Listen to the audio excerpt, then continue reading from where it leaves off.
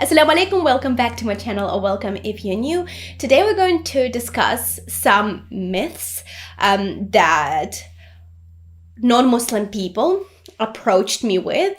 They're a little bit out there, they're a little bit crazy, I'd like to call them, but I see it as a perfect opportunity to shed some light on these often offensive and ignorant misconceptions and stereotypes that I am honestly quite tired of hearing. But since they are still circulating in this world, I would like to share the reality of things and address some of the things that I've been told as a visibly Muslim woman. It can be frustrating and very hurtful sometimes to be constantly confronted with ignorance and misunderstanding, but I've also learned that it's important for me as a Muslim hijabi woman to take responsibility and share the truth with people and stand up for my beliefs and educate in the most kind, respectful and compassionate way. So in this video, I want to share with you three things,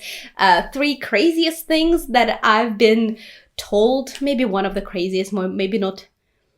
But these are the three craziest things that came to my mind when I started writing this video.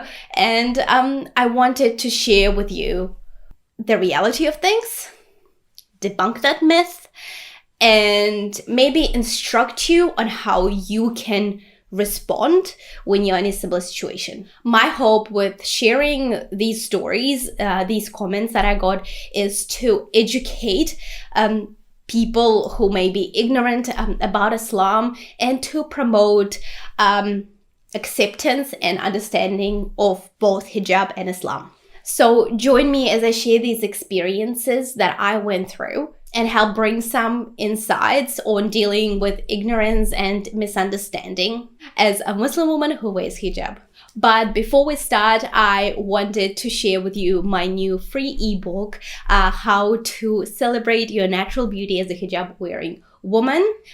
This book is full of tips and insights on how to style and accessorize your hijab so that you can feel confident and comfortable in your hijab without relying on makeup. Plus, I also talk about the importance of self-care and self-love that helps you enhance your natural beauty and accept yourself as you are. And also, I share some tips on how to cultivate self-confidence and self-acceptance as a Muslim woman who chooses to wear hijab. I also share my personal stories of how I healed my body image and stopped relying on makeup. Now I've been makeup free for quite a while now, alhamdulillah, and I've been my most confident self. So I want to share this information with you. The book comes in two different formats, in a PDF format and as an audiobook, so you can consume it whatever way you like.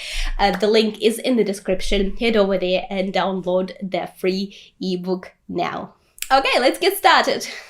Salam, I'm Veronica Adali. I'm a revert to Islam, a founder of a modest activewear brand, a content creator, a wife, and a mom. I share my life and business journey as a Muslim woman living in New Zealand. My mission is simple: help Muslim women to embrace modesty and hijab while following their true passion. I create content to boost self-confidence, mindset, and lift your spirit so you can successfully balance faith, career, and motherhood. Subscribe for inspiration, motivation, and lots of laughter, all from a Muslim woman's perspective. One of the craziest things to this day that I hear more often than I'd like is the fact that I am oppressed as a Muslim woman and that my husband forces me to wear my hijab. I had to address those questions in real life, and I deal with it online almost on a daily basis. We all know that this is a very common stereotype, but it is deeply offensive to Muslim women. Muslim women are given a choice whether they wear the hijab or not. It is an obligation prescribed to us by Allah subhanahu wa ta'ala, but it's a very personal choice. It's an act of worship, and we choose to wear it as a part of our religious practice. We choose to wear it because we have free will, alhamdulillah. And no one can have a say in our hijab journey. Because there is no compulsion in this way of life. There is no compulsion in Islam whatsoever. So forcing somebody to wear the hijab against their will is simply not allowed in Islam. So yes, I've encountered this question so many times. I've lost count actually. And we as Muslims are encouraged to treat everybody with respect and kindness and compassion. And that's what I try to practice when people approach me with such a blunt question. It's okay when they do it online because everybody's brave online, but when they do it in real life, that's woof. But when people approach me that way, that's my opportunity to actually educate them and enlighten them. I don't shy away. I tell them how things are. I say that it is my choice and that I wear it because I like to connect with Allah subhanahu wa ta'ala. It's an act of worship. This is something I choose because I love Allah subhanahu wa ta'ala, and I do it out of love, not out of fear. And if the person is willing to listen, then I might go deeper. I share the personal reasons, the history. Alhamdulillah, I've been creating a lot of hijab-related content. I'm very much informed. And before I put my hijab on, I did do a lot of research into hijab to make that decision. As somebody who didn't wear hijab for the first 2 years of my life, because, I come from a very different background. If I knew that I didn't have to wear it as a part of my religious practice, of course I wouldn't. If it was optional, but indeed it is a requirement. I actually go deep into the topic in this video. Is hijab a choice? So if you want to learn more about it, make sure you check it out.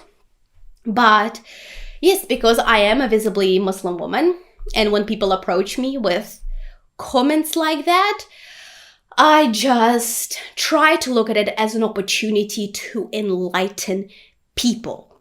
Because if I just brush them off or be rude back, first of all, it places me on their level. And second of all, that's a missed opportunity. That's a missed opportunity to give them the proper information. And if the person is receptive, that will be great.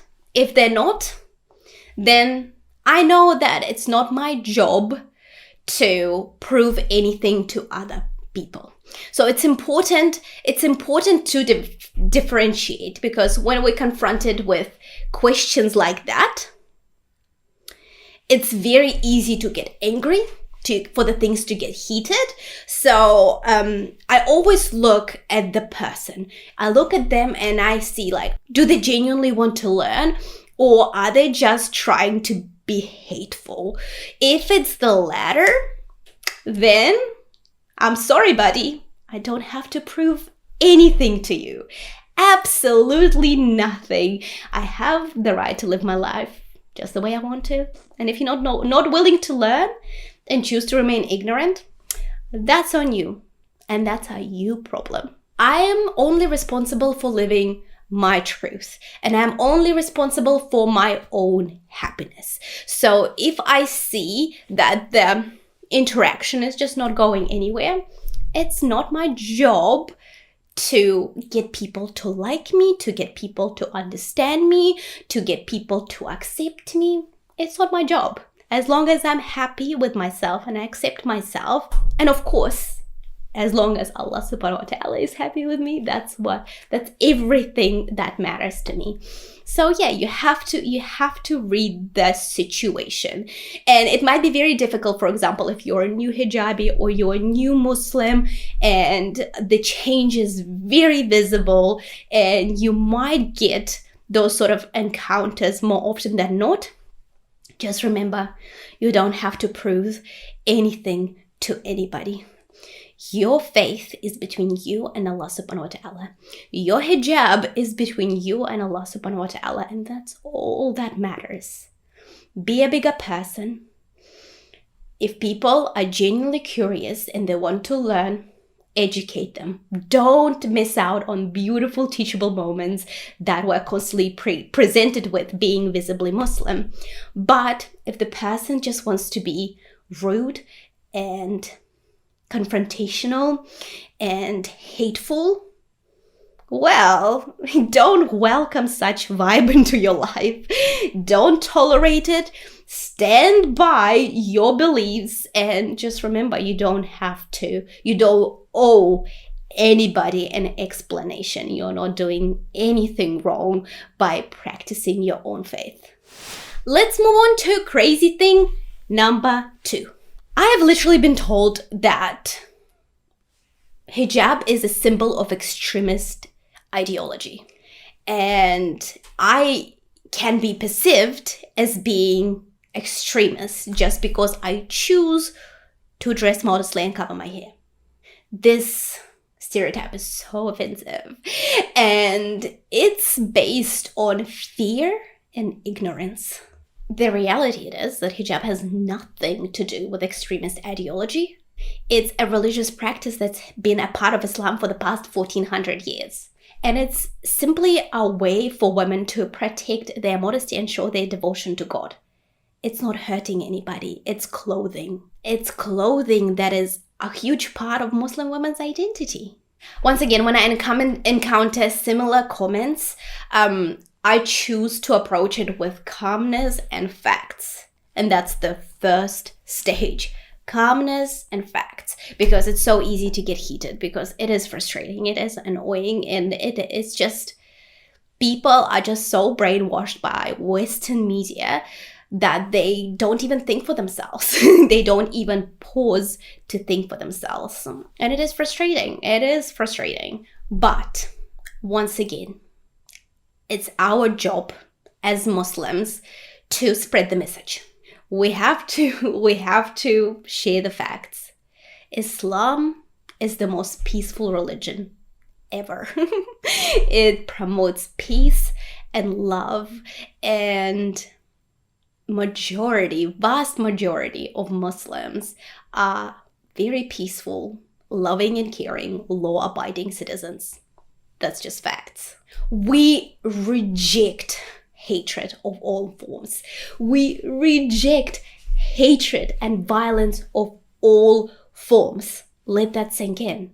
We are taught the core belief in Islam is that we are supposed to treat everybody, absolutely everybody, with respect, kindness, and compassion.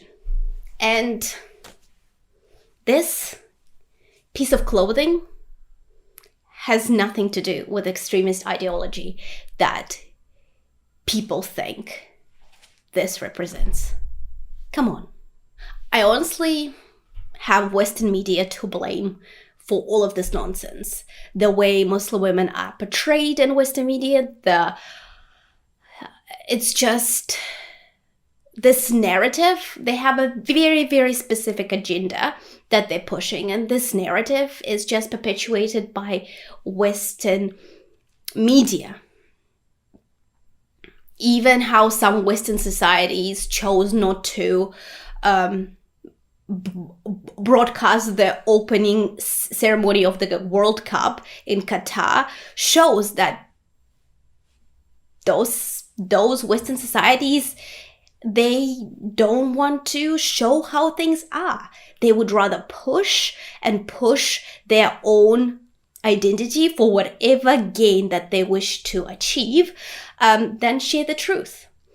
So a lot of people just don't know things they don't know, and they choose to get their information from the sources that have no business talking about things because they don't know, and they choose not to know. Or maybe they know, but they choose to push the opposite message, the message that would perpetuate the ignorance and the hatred, and that would put women like me, who simply choose to dress modestly and wear a hijab, in danger because of how much hatred those misconceptions perpetuate.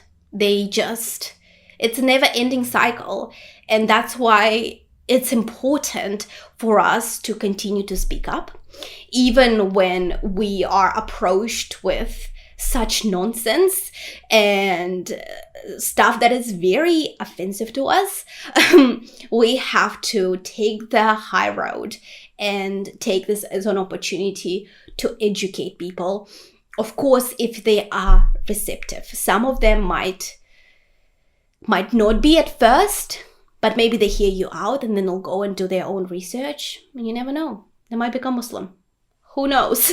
Like, Allah subhanahu wa ta'ala guides whom He wills. So, yeah. Even though, like, when people come up to me and say things like that, something to do with extremist ideology and all of that stuff, because I know how things are, and it's so easy to just scream and yell at them and say, "You're so silly! How can you even believe that? Have you even done the research? Have you even talked to a Muslim woman before?" You just want to grab them and scream. But we can't do that, because that will also be misinterpreted and you'll be portrayed as that violent Muslim lady. I'm being very lighthearted and jokey here, but yes, being a visibly Muslim woman, you have to watch yourself.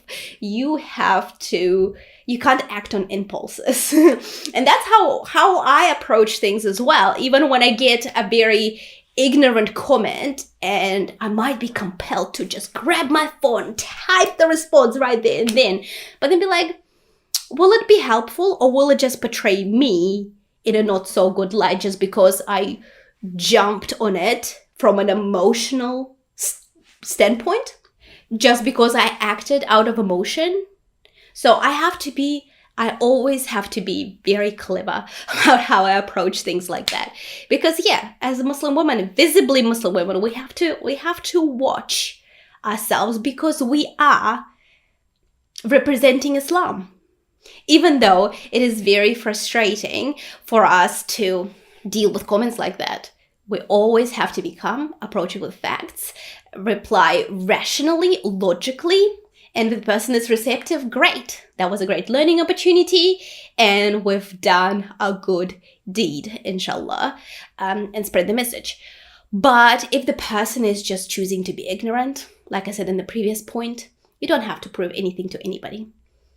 Distance yourself, remain calm and collected, and do you. You don't owe anything to anybody. You will only answer to Allah subhanahu wa ta'ala. So just make sure you live your life aligned with the teachings of Islam, and those people just can do whatever they want to do.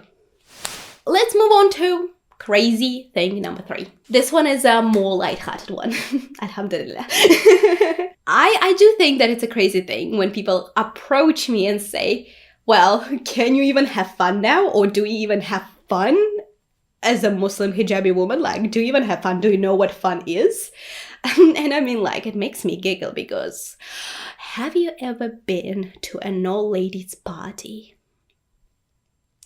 I doubt it. It's very exclusive and there's so much fun. You have no idea.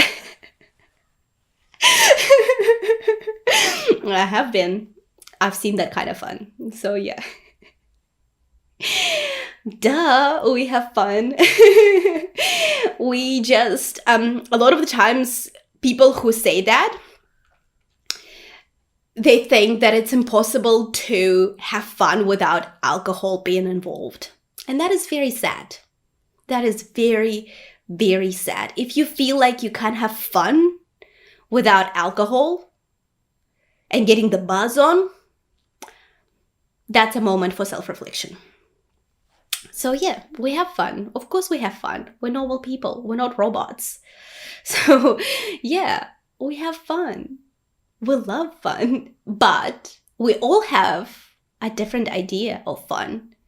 Like, some people might want to go party and go to clubs and go out and stay up all night, and that's fun for them. It's not fun for me. I prefer going to bed early. I prefer going hiking. I prefer reading. I prefer creating content. I prefer spending time with my family. I prefer traveling. I prefer going out to nice halal restaurants. That's fun. A lot of people might find it boring and not fun, and that's fine. Everybody has a very different idea of what fun is. I've included this because I've heard this so many times. Like, I'm missing out on life because I'm a conservative and modest hijab-wearing woman. I'm missing out on life, but I've seen the other side. I chose this life. I've been the free and liberated version that people just think is so attractive to everybody. I've been there. I chose the opposite. And I'm so happy with my choice, and I'm fulfilled in my life. So you don't have to agree. You don't have to live your life the way I live my life, and I don't have to live my life the way you live your life. That's the beauty of this diverse world where individuality is so celebrated. So yeah, I have fun. I have a lot of fun. My husband will tell you that I am a lot of fun and I'm fun to be around. And I'm very funny too. I have a good sense of humor. Alhamdulillah. So yeah, it is what it is. We all have fun in different ways. And that's fine. I really hope that my choices don't bother you and your choices definitely don't bother me. Let's just be very accepting and understanding of one another. That's the only way we will have an inclusive and truly diverse society where individuality is celebrated. Because at the moment it feels like only certain individuality is celebrated. But if people choose something that is not considered the norm in this day and age, that's not considered a norm. Maybe it was the norm 20 years ago, but it's not considered the norm now, then you're suddenly a very crazy person who is just living in a cave. So yeah, let's just not give in into societal norms. And if you claim that you are supportive of people's individuality and self-expression, then make sure that is consistent across the board. Because at the moment, you are only accepted if you fit the certain societal norms, if you fit the certain beauty standards, if you follow certain trends, if you fit a certain mold that society deems acceptable for that period of time, then you're good. You're good. We love you. We celebrate you. Your individuality matters. But if you are slightly different, then people are threatened by it. So something to reflect upon. So yeah, I went on a bit of a tangent there, but I do hope that my opinions that I shared with you will resonate with you or be helpful. I really hope. I didn't intend to stir some trouble, but yeah, do let me know your thoughts in the comments below. I really hope to have a really good conversation with you guys and your thoughts on how we approach things and how we talk to people and how we spread the message. I don't know. I really want to break the stereotypes that I'm so tired of living with. I'm really tired of constantly having to defend my choices. It's frustrating because I'm a normal human like everybody else, but I am constantly put in a position where I have to heavily explain myself, which shouldn't be the case. Like, come on, it's 2023, the information is out there, and I don't know, I think people are now in a position where they know how to be open-minded, and I just really hope that this open-mindedness extended to all people. So yeah, I really would like to hear your thoughts on the video, on the points that I raised. Let's have a conversation. And if you found it valuable, please make sure you leave me a thumbs up and share this video. Of course, if you haven't subscribed to my channel just yet, make sure you do so now. Thank you so much for hanging out with me, for spending this time with me, for engaging with my content. I see and appreciate you all. I'll see you in the next video, inshallah. Assalamu alaikum.